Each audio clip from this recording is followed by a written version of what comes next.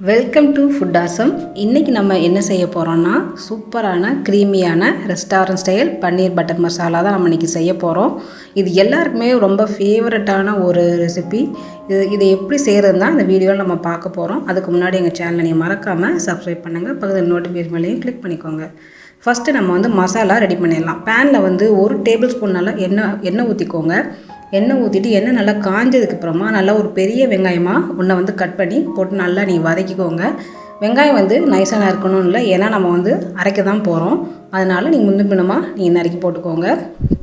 வெங்காயம் நல்லா பச்சை வாசனை போய் கொஞ்சம் பொன்னிறமாகணும். இப்போ வெங்காயம் வெந்துட்டு இருக்கும்போதே நம்ம 1 டேபிள் ஸ்பூன் அளவுக்கு இஞ்சி கட் பண்ணி சேர்த்துக்கலாம். இஞ்சி சேர்த்தோன்னா அதோடய ஃப்ளேவர் ரொம்ப நல்லாயிருக்கும். ஆனால் நம்ம அரைக்கும் போது அந்த ஃப்ளேவர் நமக்கு தெரியாது.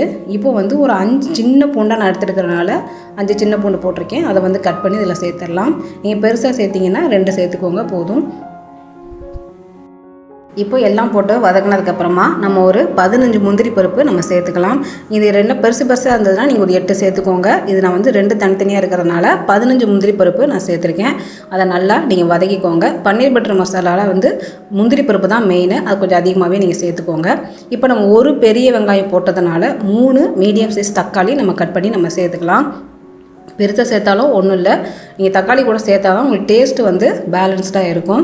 இப்போ தக்காளி வெங்காயம் பச்சை வாசனை போய் கொஞ்சம் நல்லா வேகணும். குழையிற பக்குவத்தில் இந்த மாதிரி குழையிற பக்குவத்தில் வேகணும். இதில் மெயின் வெங்காயம் தக்காளியோட பச்சை வாசனை இருக்கக்கூடாது, அதுதான் மெயின். இப்போ நல்லா வதங்கிருச்சு. இப்போ நம்ம மசாலா பொடியெல்லாம் நம்ம சேர்த்துடலாம். இப்போ நம்ம 1 டீஸ்பூன் நம்ம காஷ்மீரி ரெட் சில்லி பவுடர் நம்ம சேர்த்துக்கலாம். இது நல்ல கலர் கொடுக்கும், அதுக்காக அந்த பவுடர் நம்ம சேர்த்துக்கலாம். 2வது காரம் கம்மியாக இருக்கும். அது கூடவே 3/4 டீஸ்பூன் அளவுக்கு நம்ம கரம் மசாலா நம்ம சேர்த்துக்கலாம். அதுக்கப்புறமா ஒரு 1/2 டீஸ்பூன் நம்ம தனியாத்தூள் சேர்த்துக்கலாம். இது ஆப்ஷனல் தான், வேணான்னா நீங்கள் ஸ்கிப் பண்ணிடுங்க. இப்போ இது எல்லாத்தையுமே நல்லா நீங்கள் நல்லா வதக்கிக்கோங்க. இந்த மசாலா பவுடரோட பச்சை வாசனைலாம் போகணும். நல்லா நீங்கள் வதக்கிக்கோங்க. இப்போ நல்லா வதக்கியாச்சு. இந்த டைம் நம்ம 1 டீஸ்பூன் அளவுக்கு நம்ம சுகர் சேர்த்துக்கலாம்.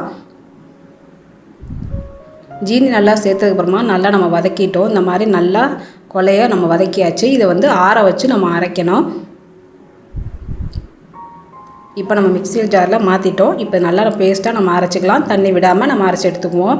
இந்த மாதிரி நம்ம நல்லா ஃபைன் பேஸ்ட்டாக நம்ம அரைச்சி எடுத்துக்கணும். இப்போ நம்ம பன்னீர் பட்டர் மசாலா செஞ்சிடலாம். அதே பேனில் நல்லா 2 டேபிள் ஸ்பூன் அளவுக்கு நீங்கள் பட்டர் சேர்த்துக்கோங்க. பட்டர் நிறையா சேர்த்திங்கன்னா தான் டேஸ்ட் நிறையா இருக்கும். பட்டர் நல்லா உருகுனதுக்கப்புறமா ஒரே ஒரு பிரிஞ்சி இலை சேர்த்துக்கலாம். ஒரு 2 சின்ன பீஸ் பட்டை நம்ம சேர்த்துக்கலாம். 3 கிராம்பு நம்ம சேர்த்துக்கலாம். அதுக்கப்புறமா ஒரே ஒரு பச்சை ஏலக்காய் சேர்த்துக்கலாம். அதுக்கப்புறமா கருப்பு ஏலக்காய் ஒன்று சேர்த்துக்கலாம். இது இல்லாதது ஒன்றும் பிரச்சனை இல்லை, நீங்கள் கூட ஒரு பச்சை ஏலக்காய் சேர்த்துக்கோங்க. இது எல்லாத்தையும் நல்லா பட்டரில் நல்லா வாசனை வர வரைக்கும் வறுத்ததுக்கப்புறமா நம்ம அரைச்சி வச்சுருக்கிற பேஸ்ட்டை இதில் நம்ம சேர்த்துடலாம். கருப்பு ஏலக்காய் சேர்த்திங்கன்னா ரொம்ப வாசனையாக இருக்கும், நல்லா சாப்பிட்றதுக்கும் நல்லாயிருக்கும். இப்போ அந்த பட்டரில் போட்டு நல்லா நம்ம மிக்ஸ் பண்ணிடலாம். ஏன்னா ஆல்ரெடி நம்ம வதக்கி நல்லா பச்சை வாசனை போய் எல்லாம் நம்ம நல்லா வதக்கி தான் நம்ம அரைச்சிருக்கோம். அதனால் ரொம்ப நேரம் வதக்கணும்னு அவசியம் கிடையாது. நல்லா அந்த பட்டரில் மிக்ஸ் ஆகிற மாதிரி நல்லா நீங்கள் மிக்ஸ் பண்ணிக்கோங்க. இது கூடவே நம்ம 1 கப் அளவுக்கு தண்ணியும் மிக்ஸ் பண்ணிடலாம். உடனே நீங்கள் மிக்ஸ் பண்ணிடணும், இல்லாட்டி கெட்டிப்பட்டுரும். நல்லா மிக்ஸ் பண்ணிக்கோங்க. நம்ம இந்த தக்காளி வெங்காயம் வதக்கிறப்பவே மசாலா பொடி சேர்த்துட்டோன்னா நமக்கு ஈஸியாக இருக்கும் செய்கிறதுக்கு. இது கூடவே ஒரே ஒரு பச்சை மிளகாய் நடுவில் நறுக்கி இந்த மாதிரி போட்டுடலாம். போட்டுட்டு நல்லா 1 நிமிஷம் நல்லா நீங்கள் கொதிக்க விடுங்க. நல்லா கெட்டியாகணும். இதுக்கிடையிலேயே நம்ம பன்னீர் பட்டர் மசாலா தேவையான உப்பு நம்ம சேர்த்துக்கலாம். நல்லா கொதிச்சு நல்லா கெட்டித்தன்மை வந்த உடனே தான் நம்ம பன்னீர் ஆட் பண்ணணும். அதுக்கு முன்னாடியே நீங்கள் ஆட் பண்ணிட்டீங்கன்னா நல்லா இருக்காது, இந்த டேஸ்ட்டும் உங்களுக்கு கிடைக்காது. நல்லா கெட்டித்தன்மை வந்த உடனே தான் நம்ம ஆட் பண்ணணும். உங்களுக்கு நல்லா கொதிச்சு ரெடி ஆகிடுச்சுன்னா சைட்லலாம் நல்லா ரெட்டிஷாக உங்களுக்கு பிரிஞ்சு வரும். அதுதான் உங்களுக்கு அடையாளம். இப்போ நான் பன்னீரை இந்த மாதிரி கட் பண்ணி தண்ணியில் ஊற வச்சுக்கிட்டேன். ஏன் இந்த மாதிரி தண்ணியில் ஊற வைக்கிறோன்னா நம்ம ஃப்ரிட்ஜிலேருந்து எடுத்து வச்சுருப்போம், நல்லா ஸ்டிஃபாக இருக்கும். அதனால் இந்த மாதிரி நம்ம கட் பண்ணி போட்டுட்டோம்னா நல்லா சாஃப்டாக ஸ்பாஞ்சியாக நல்லாயிருக்கும் சாப்பிட்றதுக்கு. இப்போ நமக்கு நல்லா கெட்டியாக பாருங்கள், சைடெலாம் நல்லா ஆடை பதிஞ்சிருச்சு, நமக்கு ரெடி ஆயிடுச்சு. இந்த டைம் நம்ம நறுக்கி வச்சுருக்கிற இந்த பன்னீரை ஆட் பண்ணிடலாம்.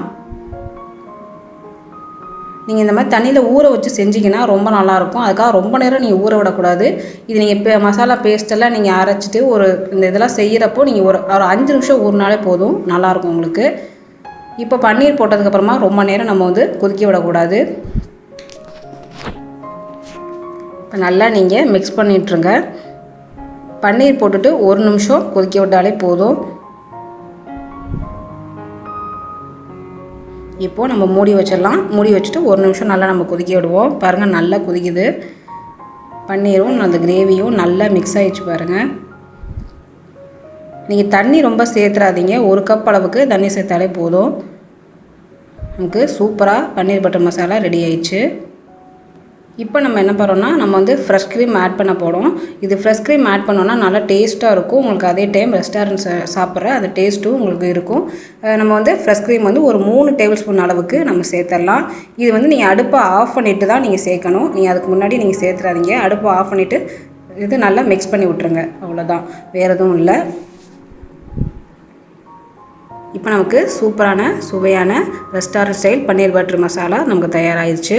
இதை நீங்கள் சப்பாத்தி கூட நீங்கள் சாப்பிடும்போது ரொம்ப அருமையாக இருக்கும். அது இல்லாமல் ஜீரா ரைஸ், ஒயிட் ரைஸ் கூட வச்சு சாப்பிடலாம், ரொம்ப நல்லாயிருக்கும். புலாவுக்கு கூட சைட் டிஷ்ஷாக வச்சுக்கலாம், ரொம்ப நல்லாயிருக்கும். இதை ட்ரை பண்ணி பாருங்கள். செஞ்சு பார்த்துட்டு எனக்கு கமெண்ட் பண்ணுங்கள். இந்த வீடியோ பிடிச்சிருந்ததுன்னா உங்கள் ஃப்ரெண்ட்ஸுக்கு நீங்கள் ஷேர் பண்ணுங்கள், லைக் பண்ணுங்கள். நன்றி.